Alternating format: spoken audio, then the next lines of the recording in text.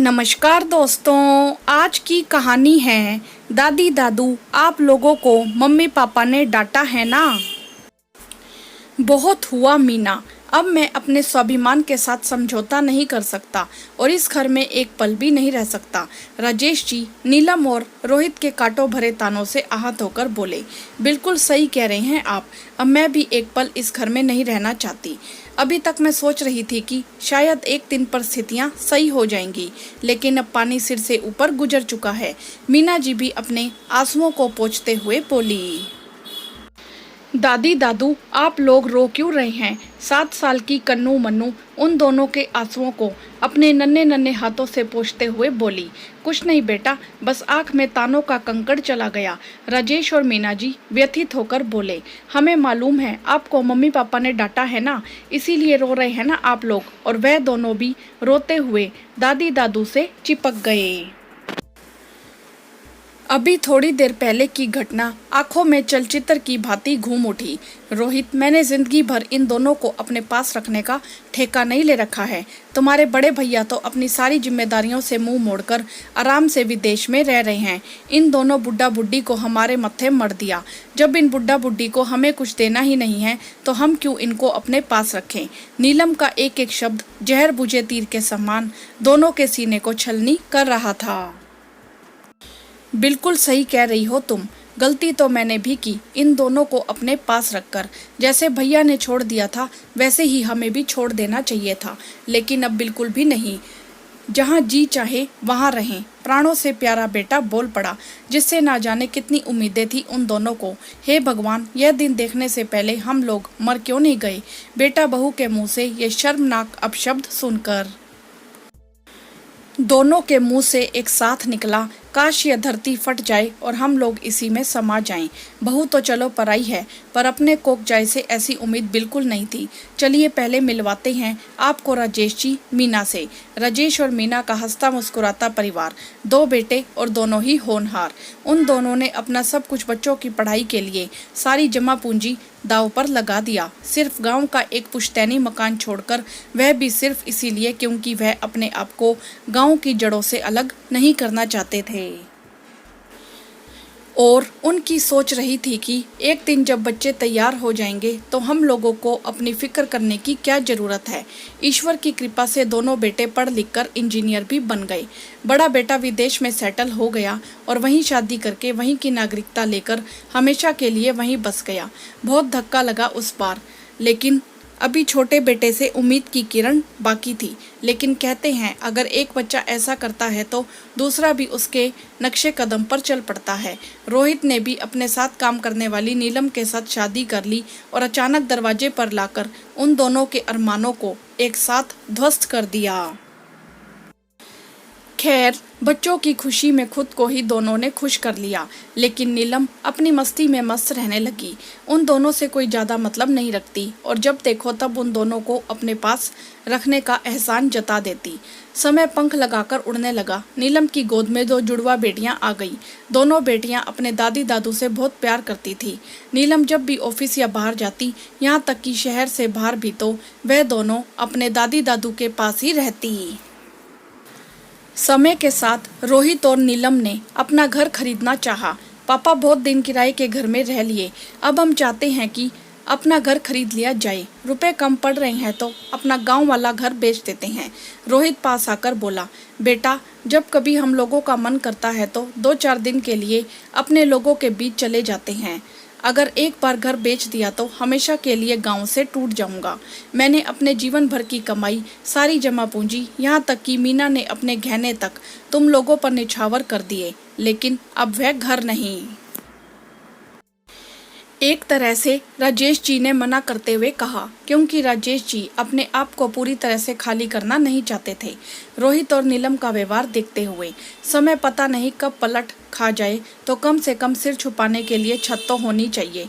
वह दिन जल्दी आ गया। पापा, हम लोगों ने आपको इतने दिनों तक अपने पास इसीलिए नहीं रखा कि आप मुझको वह घर बेचने के लिए मना कर दें।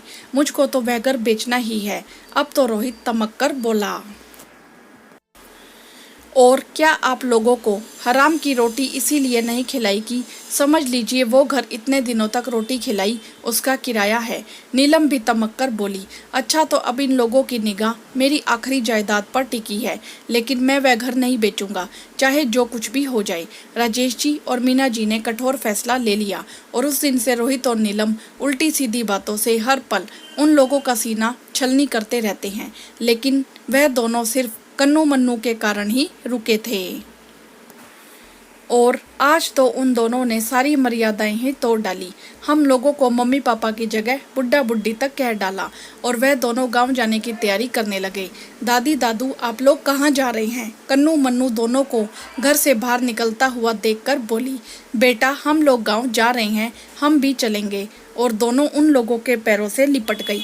नहीं मेरे बच्चों, तुम लोग यहीं अपने मम्मी पापा के पास रहो, जब बड़ी हो जाना तो अपने दादी दादू से मिलने गांव जरूर आना। दोनों ने रोते हुए बच्चियों को बेहद कठोर बनकर अपने से अलग किया और बाहर निकल गए। आज तक उन्हीं दोनों की ममता में तो रुके थे। रोहित और नीलम दूर से देखते रहे और एक बार भी रोकने की कोशिश नहीं की। वह लोग तो गांव चले गए, लेकिन इधर कन्नू मन्नू दोनों की बहुत तबीयत खराब हो गई। बुखार उतरने का नाम ही नहीं ले रहा था। डॉक्टर भी परेशान की, इतनी अच्छी दवाइयां दे रहे हैं, बुखार उतर क्यों नहीं रहा। समझ तो नीलम और रोहित पे रहे थे कि ऐसा क्यों हो रहा है, लेकिन मानना नहीं चाह रहे थे। 15 दिन बीत गए। उधर राजेश और मीना उन दोनों की याद में तड़प रहे थे और इधर ये बच्चियां। मिस्टर रोहित, मैंने हर संभव इलाज करके देख लिया, लेकिन बच्चियों की हालत तो सुधर ही नहीं रही। आखिर क्या कारण हो सकता है? कोई बीमारी भी नजर नहीं आ रही।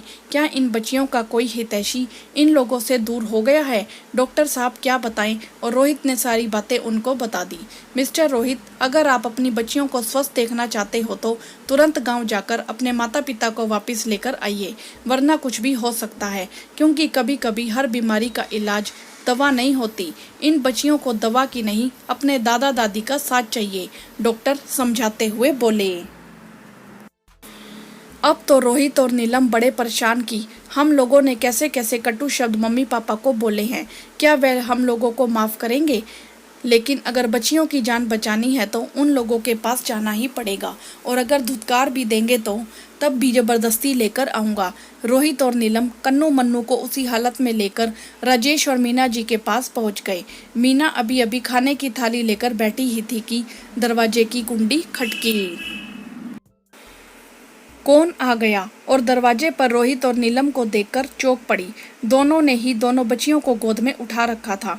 कन्नू मन्नू तो मीना जी को देखकर दादी से लपककर दादी दादी कहकर लिपट गई। आवाजें सुनकर राजेश जी बाहर आ गए। अरे मेरी बच्चियों, क्या हुआ तुम लोगों का चेहरा इतना पीला कैसे हो गया है? मीना जी उन दोनों का चेहरा देखते हुए बोली। मम्मी पापा, हम लोगों को माफ़ कर दीजिए, हम लोगों ने बहुत पाप किया है। आप लोग हमारे साथ वापस चलिए। आप लोगों के आने के बाद इन दोनों की हालत बहुत ख़राब हो गई। आज 15 दिनों से दोनों को बुखार है, ना खा रही हैं, ना पी रही हैं, ना हंस बोल रही हैं। आज आप लोगों को देखकर इन लोगों के चेहरे पर हल्की सी मुस्कुराहट आई है।